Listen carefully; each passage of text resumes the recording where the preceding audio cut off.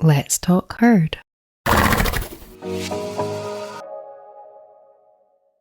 And will things change, like that fundamental kill or be killed?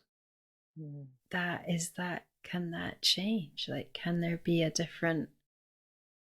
It's not just about becoming, because I don't think it's as simple as like trying to do it in the paradigm like we stop eating meat, because that doesn't really work, because Well, the other predators thing with eat that, meat. And the other thing with that I keep going back to is like we evolved to be able to eat many things, that humanity, our place in the cycle yeah, isn't that we are only being predators to plants, or we are only being predators. Like, I think we evolved a certain way for a reason, is that the way we contribute to the balance is that we can eat a wide variety of things and survive.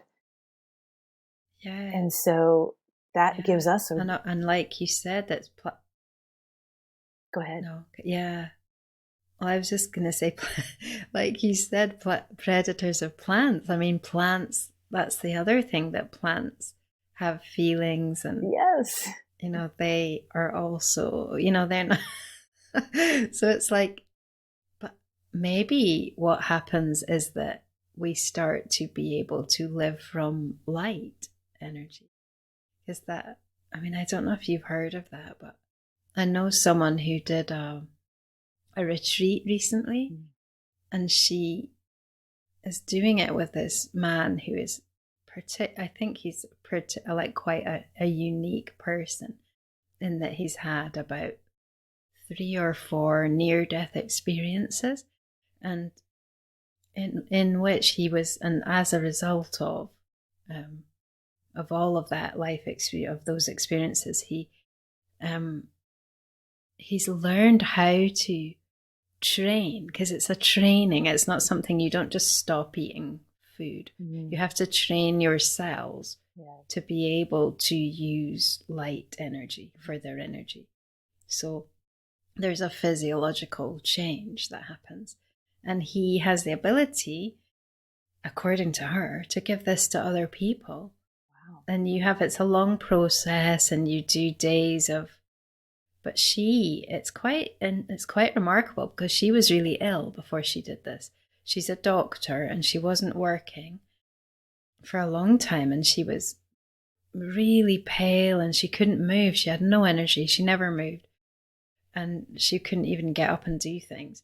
And so she did this retreat, and on the retreat they kind of built up to, it's not fasting, because they just literally they don't take water or food for, I think in the core of it, it's like for, I don't know, I can't remember, 48 hours or 72 hours. It was quite a long time.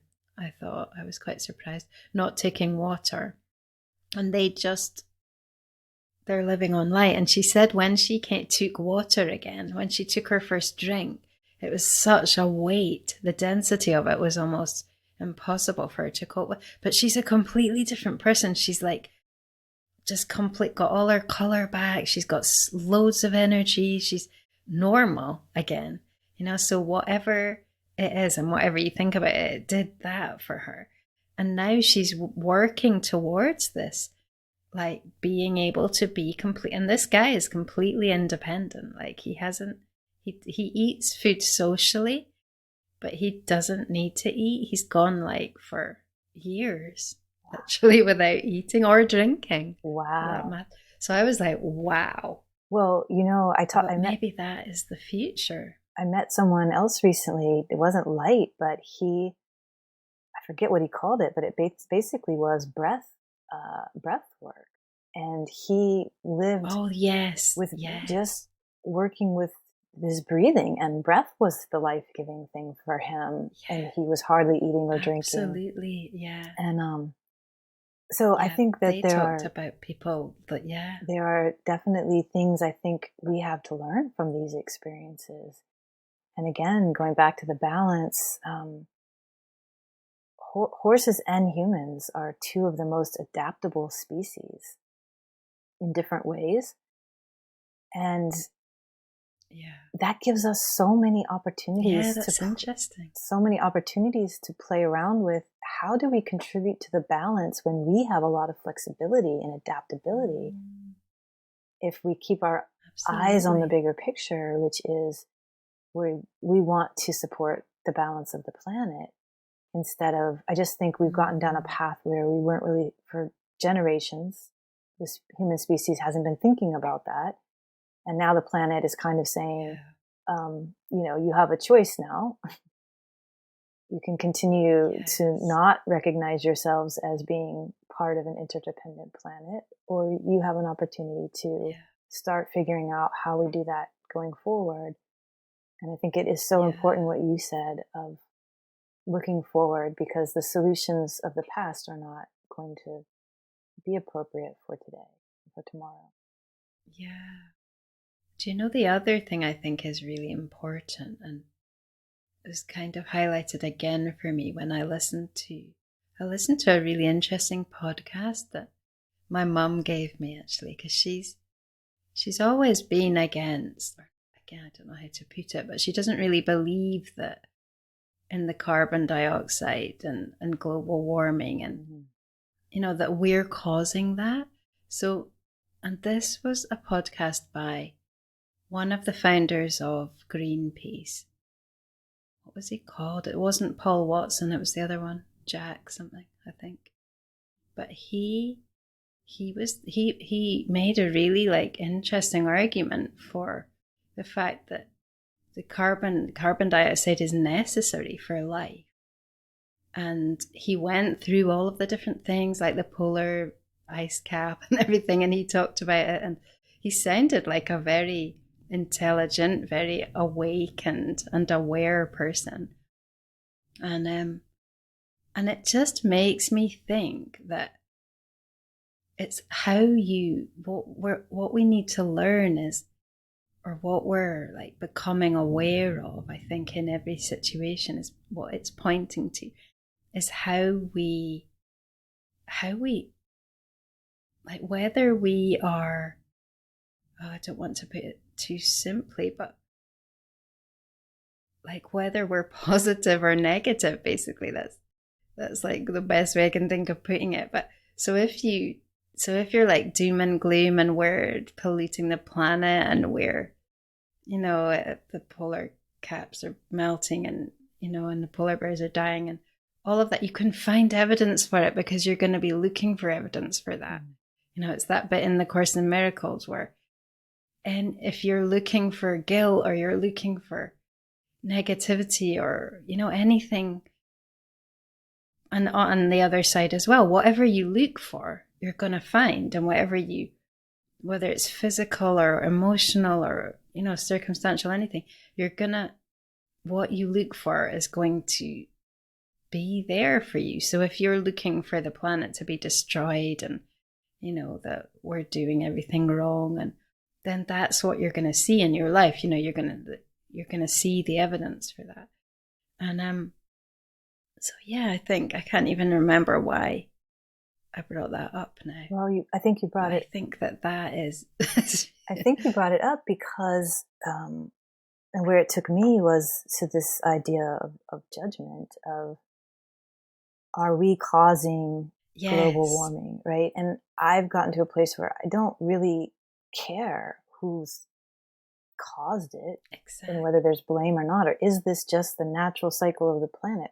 I don't know the answers to all that necessarily. The bigger question is, if it's something that seems to be throwing the planet out of balance, how do we work with the other species that are alive and everything that's happening to decide how we want to find our way back to a better balance, or adaptivity within that? One of the things that drives me. See, I think it all gets sorry, carry on. I was just, it just made it really clear for me when you said that about, because I think that it all gets mixed up together. I was thinking, because he made a really good argument for the fact that coral reefs, for example, the most healthy ones and the most healthy ecology around them, systems, are in the warmest seas. And he doesn't really believe all of that stuff. He calls it propaganda about the polar bears. And so what I thought was, maybe that's it's like it's all getting mixed up together. Like the one thing that we are doing is taking away the habitat of a lot of these wild animals. We are cutting down the rainforest, we are logging the forests, and we are using up the resources. So, maybe the fact that we're climate change is just a sort of way of shifting, like muddying the waters in a sense, like an egoic thing that takes us away from the things that we actually are responsible for, which is like our greed, basically. Right. Because we all have to be rich. And one of the things that drives me crazy where I live, because I live in coastal South Carolina, and if it's a fact that the oceans are rising, if it's a fact that hurricanes are getting stronger, but what keeps happening is the coastal homes and businesses get destroyed. And what do? We just rebuild them in the same place. It's like this insanity of we're not accepting the reality that's before us, which is maybe we ought to be moving inland and find a way to work with what's happening, whether this is something that's supposed to be happening in the world, in the planet for a higher purpose or not. But we're just always, humans, we tend to just want to be in, this is that control part that's really unhealthy of like, despite the fact that this isn't working, I'm going to keep on trying to do it because I should. And that's a great, so again, I think that goes back with our, the horses as well. The horses, right? It's like, if it's not working for you and your horse, like, then it's time to readjust. Absolutely. And change. Yeah, because all of that whole paradigm of like correct training is like all the opposite of yielding and like allowing. And so you must never get off your horse and when they're frightened, and all of those, from that to it's, you have to keep persevering and putting tack on them that's sore for them, because they're just not listen to them because they'll just take advantage. It's that whole thing of, and it is true, we do have that stubborn sort of nature, don't we? Because maybe we're scared of what happens when we do give a little bit. We have a lot of beliefs in the human world about persevering through pain, trudging through, staying steady, and you'll reach your goal. And like, I don't know that those are very helpful. No, that's true. I'm learning as I get older to anything that feels like a rule. Probably isn't very healthy. Absolutely. That's so true. Do things because they're fun and and you enjoy it, or they feel good for everybody, right? It's like, for example, like I'm doing this dancing, and it's an app and it's really good, and it's just like there's quite a few teachers actually, but it's just a group of people and they show you how to, and the music's really good. And because I'm not I'm not really a dancer, I was always really self-conscious, and I love it. It's just like and I noticed that the first time I did it, I had a lot of emotion around it, like, because I feel like I was actually starting to move and just let myself move, and that was really powerful for me. And I really enjoy it, and it's like doing something that isn't hard at all, but it's really fitting and really like, and I'm much fitter, and I don't see it as a burden, and I'm moving like so much more. And so it's like there are ways to just do everything you want to do, but they don't have to be a struggle, and they don't have to be a burden, and they don't have to have rules. And Yeah, and you're kind to your body as well, because you just do it because it feels good and you're not forcing it. Yeah, it's really... It's that reminds me of I did yoga in my earlier life, and it was very much about trying to perfect the poses and do it, and like it was hard, and it was not really fun and all of that, right? And now I'm doing it again with at-home yoga with, I don't know if you've ever heard of yoga with Adrienne, but she's beautiful. And I'm learning that what she encourages you to do is explore your body through yoga. And she has a saying, it's find what feels good. Find what feels good within the posture. Find what feels good within the movement, like it's supposed to be this celebration of, you can push the limits a little of the edges of what your body can do, but enjoy that. Like, is it a stretching that feels good, or is it a stretching that feels like my body can't do that? It's painful, right? Yeah. It's like sensation can be amazing. Yeah. Yes. And I think there is a way to explore all of that. Yeah, definitely. And I think we can do that with horses too. I think they love that too, and they're kind of better at it than we are. So I think they can show us how that can be, how that can come into reality. Yeah. I agree. I think we need them a lot, and they need us, and for whatever, on different levels. And instead of getting wrapped up in the guilt and judgment of that situation, is just say, we're here for each other, and let's step into the beauty of that. And it looks different in different situations, and with different humans and different horses and different situations. Definitely. Yeah, because I was thinking of a mare that I met in Texas who had been wild when she was younger, and she was really finding it hard, being a domesticated horse, and mostly because she felt like she wasn't heard, and I think that she became heard, during like just that acknowledgement with what we were doing really helped her. But it's like she it's not that it's wrong, it's just that she was kind of that was maybe her experience and her life lesson, and it's just getting away from that whole idea of anything being wrong, really. Or right. Yeah, exactly. Yeah, that's true. Yeah. I'm not sure we answered any questions, except to say that if we're in denial or rejection or judgment of the reality that we're in, we're not really being present to the opportunities within this reality. And we don't have to change everything or fix things in order to be on the right path, or a good path, or a good path, a useful path. Yeah, I love that.